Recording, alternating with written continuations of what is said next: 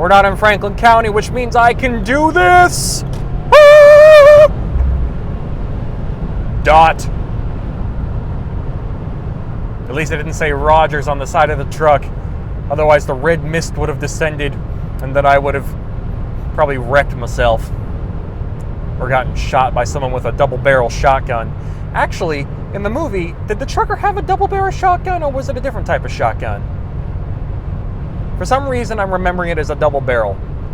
That's a nice-looking Corvette. Looked like a Stingray.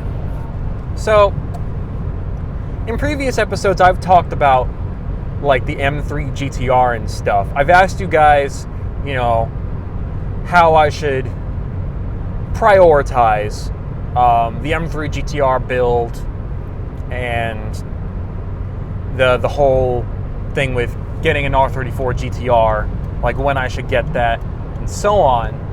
And I'm still kind of wrestling with whether I should get an M-Spec NUR or not. Sometimes I feel really confident about getting one, but that all depends on how much I'm making at the time, how much the M-Spec NUR costs, because everyone knows that because they're going to become legal in the US, prices for even standard V-Specs and stuff are going up. And so God knows how much the V-Spec 2 NURs and M-Spec NURs are going to cost. And so it's like, should I just go, okay, maybe I can't get an M-Spec NUR, I'll just get a V-Spec. Should I just do that? It's tricky, because the M-Spec NUR has always been my childhood favorite R34.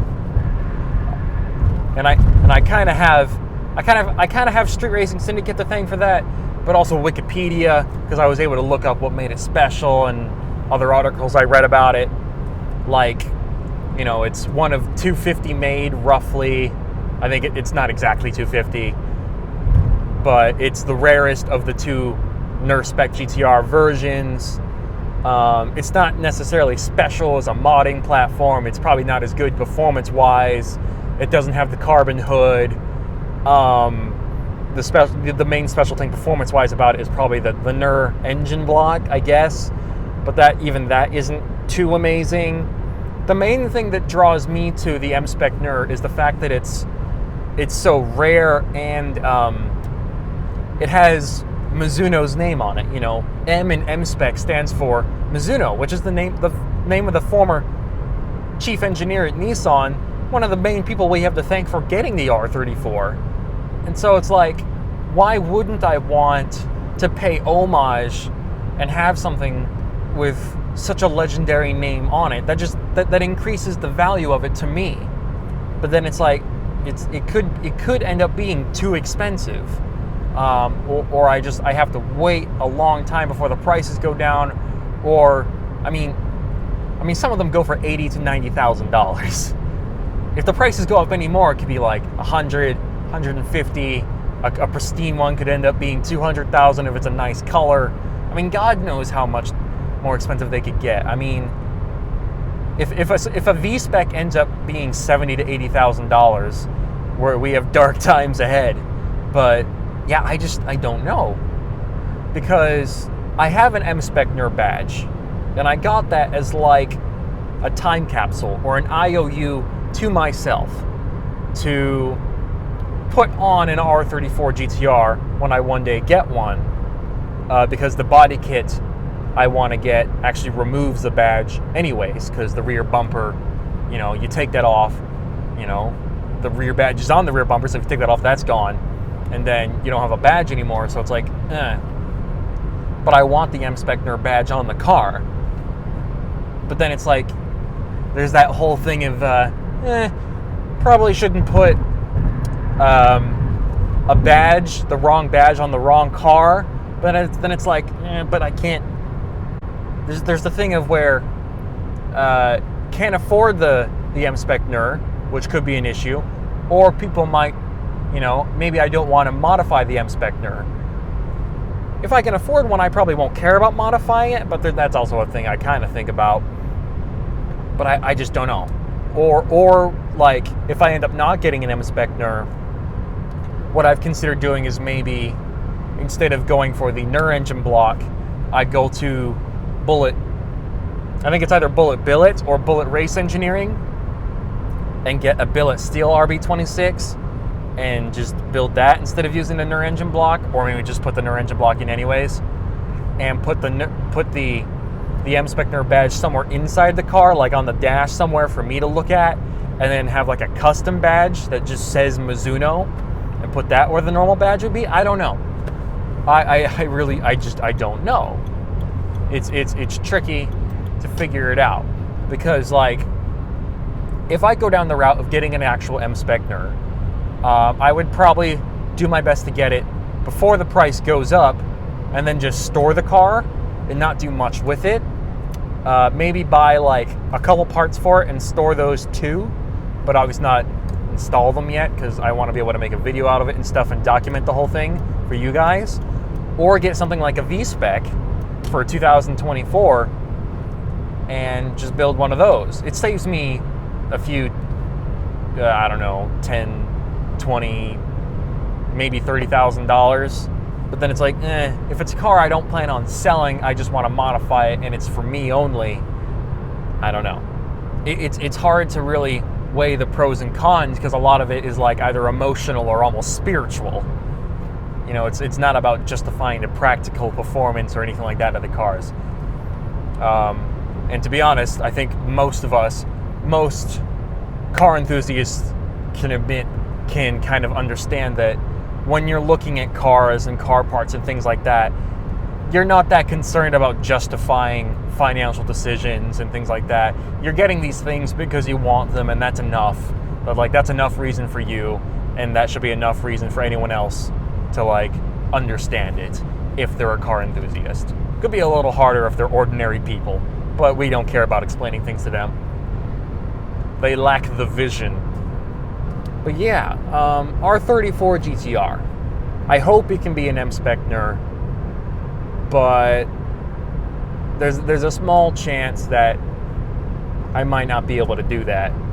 At least I'm not saying I want to get like a Z-Tune or an R-Tune or an S-Tune or something like that and want to modify one of those. I mean, I feel like people would come after me with pitchforks and torches if I started talking about modifying a Z-Tune or something. Although I will say, if I were to ever own one of those cars, they're ridiculously expensive, so it's not super likely, and I'd be too terrified to drive it, at least to drive it the way I'd want to. I would want to get one of the Midnight Purple 3 ones. I didn't realize this until recently, but when Nismo was making the Z-Tune, a customer that ordered one was very adamant about having it be Midnight Purple 3 rather than the Z-Tune Silver. And Nismo, begrudgingly, for probably an extra sum of money, agreed to paint the car Midnight Purple 3.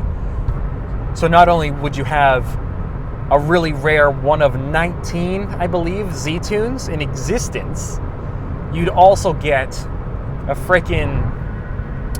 an even more special version of the Z-Tune, because it's a unique color. And I feel like that would be pretty cool, and also because my favorite color is purple, so that the stars just kind of align with that. Like I'm sure a lot of you guys are like R34 GTR fans, considering a lot of my really popular videos are about Skylines and stuff. Like, which version of the R34 or any other Skyline do you guys like? Like, because I was talking to one person and they said, well, if I were to ever get an R34 and like modify it, if I had like most likely an infinite budget, they would want to get something like a V-Spec or a V-Spec 2, put some basic Z-Tune style exterior parts. They said probably have it be Bayside blue, put either Volk or Nismo wheels on. But then for the engine, what they had in mind was actually really interesting.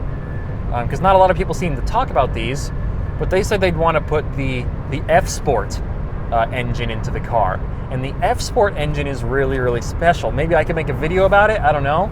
But it's essentially a slightly detuned version of the engine in the Z-Tune. And you can go to like the Omori factory or something like that, where you can get one of these engines for like $50,000, and it has the same R engine block as the Z-Tune. The GT500 engine block is, I think, also what it's called. I mean, that's also really nuts. I mean, I don't know how special that engine block is in terms of its performance capabilities and structural integrity, but it's super, super rare. And obviously, for those of you that know what the F-Sport engine is, I'm sure you can already kind of appreciate how special it is and how rare it is, because it uses, for the most part, it uses discontinued like Nissan parts and Nismo parts and things. It has a lot of Z-Tune things, and so you could put that into a normal R34 GTR and kind of make your own Z-Tune or something maybe even a little nicer. And so that's what they had in mind. And I thought, oh, okay, that's a nice idea actually. I think that'll be a really, really cool build actually. But again, the engine alone would be 50 grand. Some R34 GTRs go for 50 grand. Yeah, I mean, one way or another, I'm gonna get an R34 GTR. The way I'm leaning towards it right now is I'll probably get an M-Spec NER regardless of the cost. It might delay when I can modify it just because it'll cost more money just to be able to get the car. But I feel like, personally, difficult to justify to even some car enthusiasts. To me, it's kind of worth it. Childhood dream. That's probably the path I'll go down. But I don't know. Just kind of, I talked about the M3 GTR before, like the ideas I have with that. So it's like I thought I'd also kind of talk to you guys about my dream of the R34 and what I kind of want to get with that. So yeah, once I get the E46 M3, that's basically the next thing on the checklist.